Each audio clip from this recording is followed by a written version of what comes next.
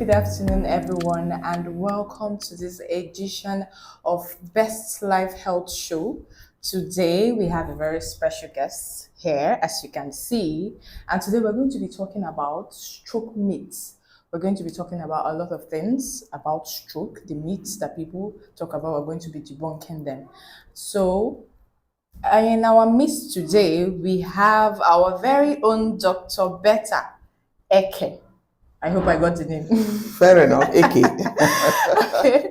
So she's an associate professor of internal medicine at University of Uyo Teaching Hospital. She's also a consultant neurologist at University of Uyo Teaching Hospital.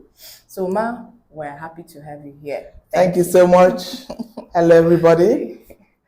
Okay, so moving on, we have a lot of myths that we're here to talk about, stroke myths. So we'll start immediately.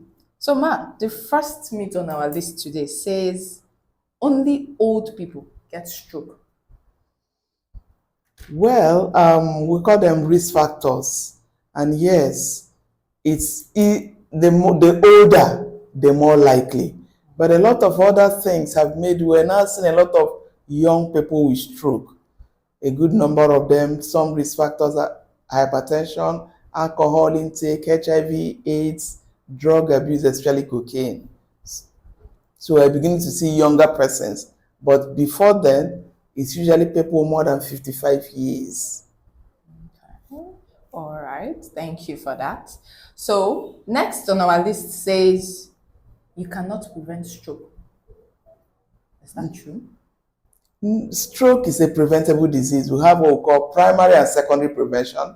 Primary meaning those who have never had stroke before. What can you do to prevent stroke? And secondary, those who have already had stroke. What can you do to ensure you don't have a second stroke? So like I mentioned earlier, modifiable risk factors. The risk factors, once you can control them, then you're on your way to stroke prevention. Okay. All right. Can you tell us maybe some of those modifiable? Okay, some of the modifiable ones like people with hypertension, diabetes, some heart diseases, excessive alcohol intake, smoking, wrong diet, air pollution, drug abuse, especially cocaine. Those are what we call modifiable risk factors. So if you can control your blood pressure, control the diabetes, control the high cholesterol, lose weight, stop or quit alcohol intake, stop smoking, clean the air, there's so much air pollution, and then eat right, then most likely, and when I'm talking about eating right, I'm talking about a normal West African diet. Usually we eat fresh food, we eat a lot of fruits and vegetables, we don't eat a lot of animal oil, we eat plant oil, we drink a lot of water, we take our fruits in their natural source. We borrowed things like mineral and malt and carbonated drinks with sugar. Yes. Okay. So if you eat right, yes. Yes, it's okay. It's preventable. Okay. So the next one says that all stroke causes paralysis. No, it depends what causes stroke. It depends on which part of the brain is involved, and the brain controls the whole body. So whichever part it controls just stops working. So yes, some may be paralyzed on one side. It may also recover with good treatment and physiotherapy. But some persons, it may just be the speech. They're unable to speak. Some just are feeling dizzy. Everywhere is rotating. They're unbalanced. Some people is their vision. It depends on which part of the brain is involved. Then whatever it controls will stop working. Okay. All right.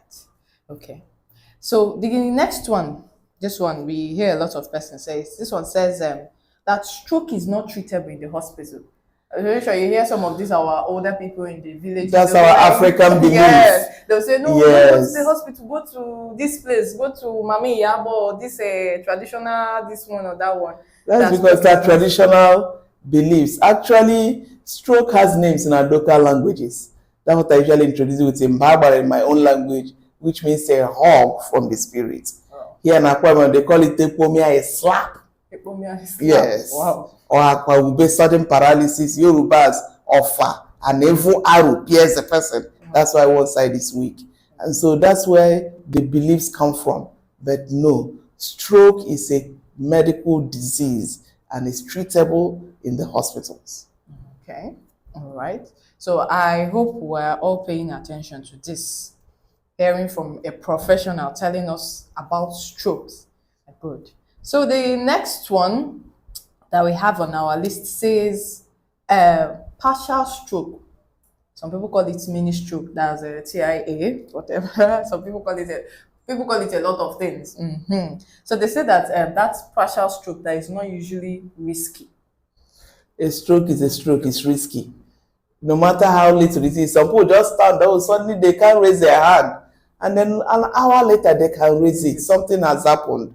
It's bad enough. If we see you, we're going to put you on the preventive measures. Yes, it's risky. Okay, so whoever has this mini stroke, yes, partial stroke, they call it all sorts of things. Stroke is stroke. Yes, different English. Yes. So anyone that has that should move to the hospital. Should still get to the hospital. Okay. We still want to control your blood pressure better, your sugar, your cholesterol. We still want to control those better. Okay. All right. Okay. So the